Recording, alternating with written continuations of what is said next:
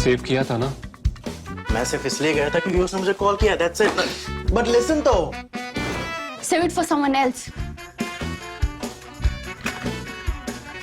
जिंदगी में सेव करना जरूरी है, मगर जब बात पैसों की हो, सिर्फ सेविंग से काम नहीं चलेगा। इक्विटी म्यूचुअल फंड्स में इन्वेस्ट कीजिए और अपने सेविंग्स को आगे बढ़ने का मौका दीजिए। Mutual fund investments are subject to market risks. Read all scheme-related documents carefully. 82 years ago this week, 5 bombs tore through the grounds of Buckingham Palace, 2 exploding in the inner courtyard as the Queen sipped her Sunday morning tea. The scream hurtled past us, former Queen of England Elizabeth Bowes-Lyon recalled, and exploded with a tremendous crash in the quadrangle. From the 7th of September 1940, Nazi Germany had begun airstrikes on London. The afternoon the palace was bombed, the Queen visited the devastated East End. She saw a dead city. 3 months earlier, her brother-in-law Edward VIII, Duke of Windsor, who had been forced to abdicate as king in 1936 because of his insistence on marrying a divorced American woman, had sought the devastation of his people.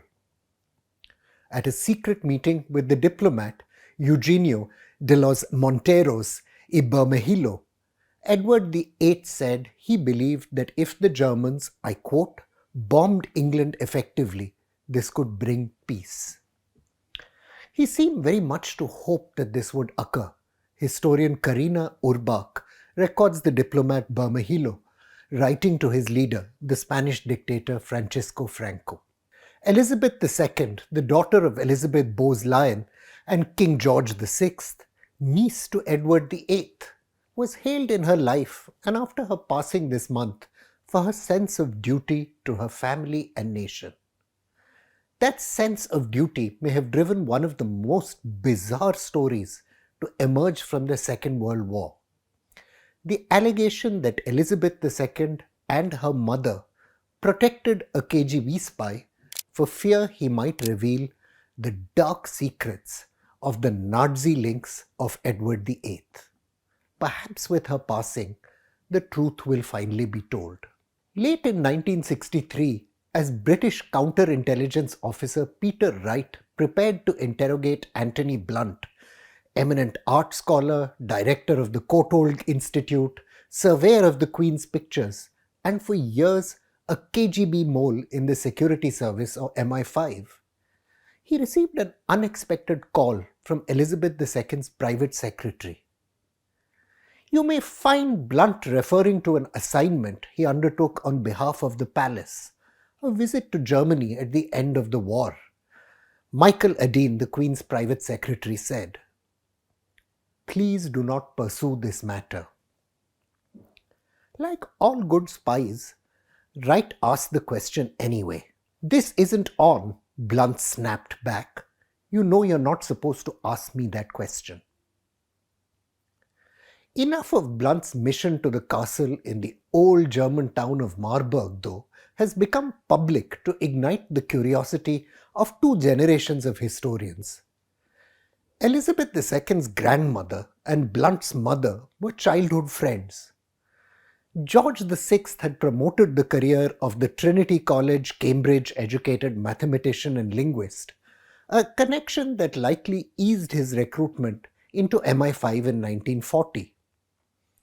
Following the end of the war, through all of which Blunt passed the KGB top-secret intelligence gathered from United Kingdom codebreakers who'd cracked the German Enigma cipher, the young scholar was appointed surveyor of the King's pictures and became responsible for the royal art collection. The official purpose of his mission to Marburg in Germany was to retrieve letters Kaiser Wilhelm II's mother, Empress Frederick, and her own mother, Queen Victoria, had exchanged.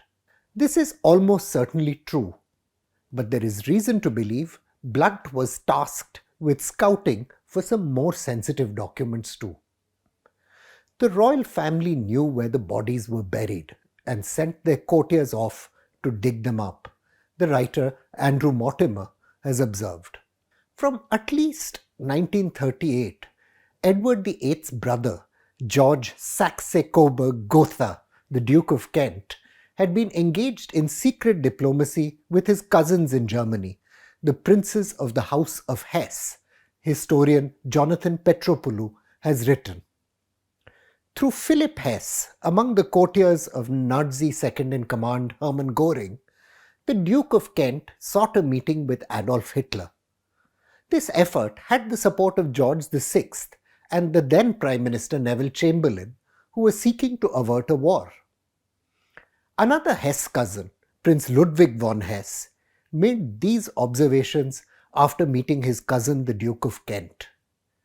Very German-friendly, clearly against France, not especially clever but well-informed. Edward VIII also operated a separate line of dialogue with Charles Edward, the Duke of Coburg, who'd been stripped of his own royal titles in the United Kingdom in 1919 because he fought in the German army.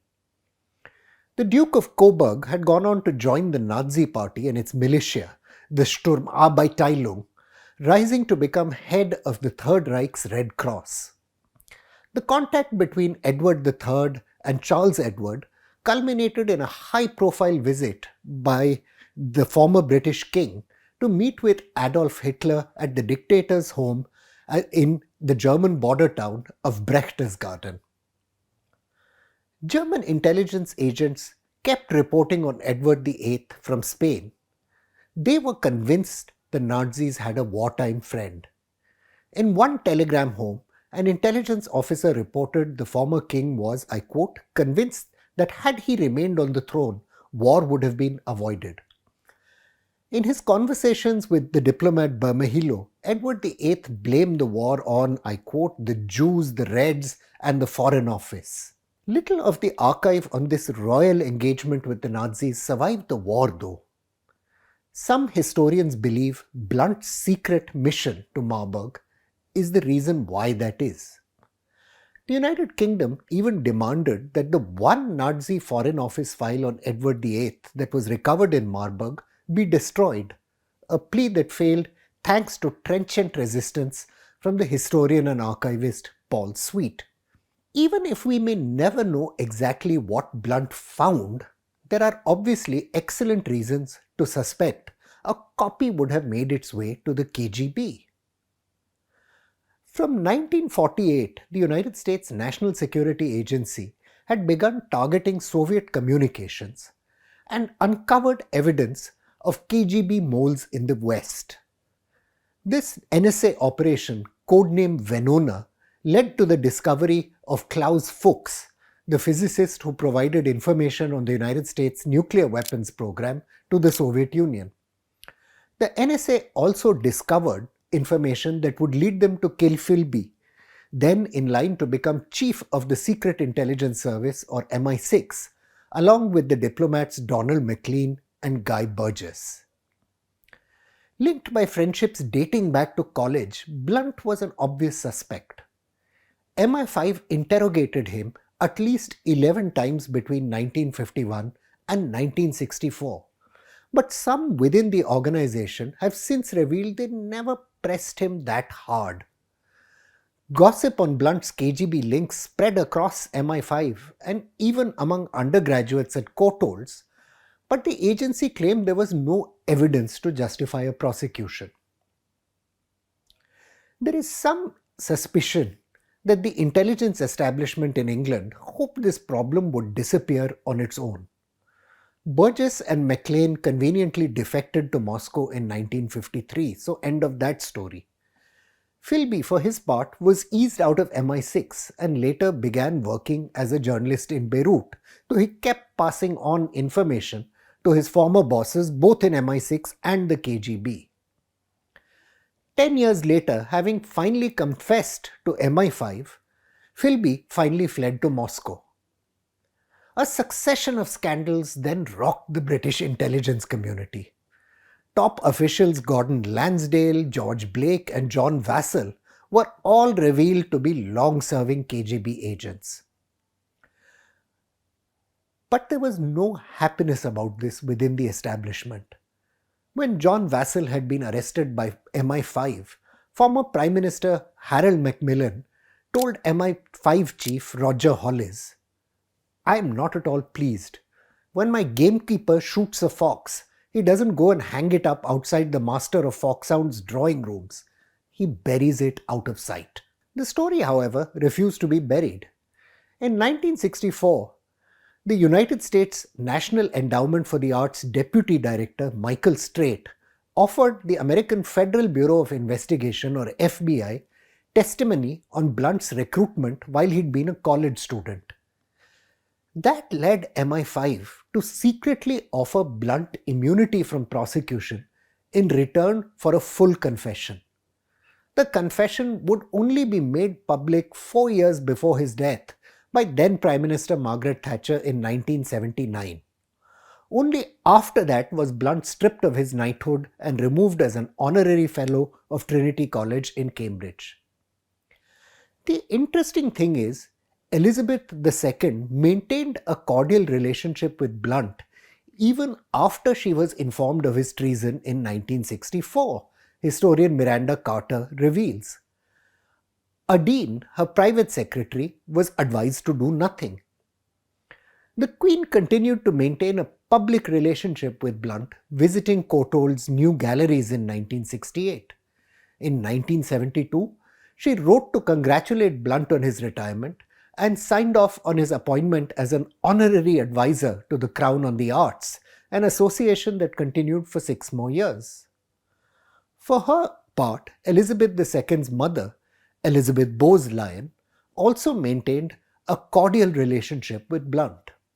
Her private secretary sent the spy a thank you note after visiting Courtaulds as late as 1968. There's too little in that by way of evidence to conclude Elizabeth II or her mother willfully provided this safe haven out of a gratitude for Blunt's Marburg document services. Fueling suspicion though, British archives continue to deny access to critical royal correspondence, and there are fears that considerable material was willfully destroyed in 1945. There are too many questions for the truth to continue to remain hidden, especially now Elizabeth II, the final royal implicated in that story, has passed. Footage leaked 7 years ago showed the Queen, then aged just 7, raising her arm in the Nazi salute at the family home in Balmoral, along with her sister, her mother, and 2 kings, her father George VI and Edward VIII. The defiant images of the royal family in bombed-out London are not the only ones history has left behind. I'm Praveen Swami, and I'm National Security Editor of ThePrint.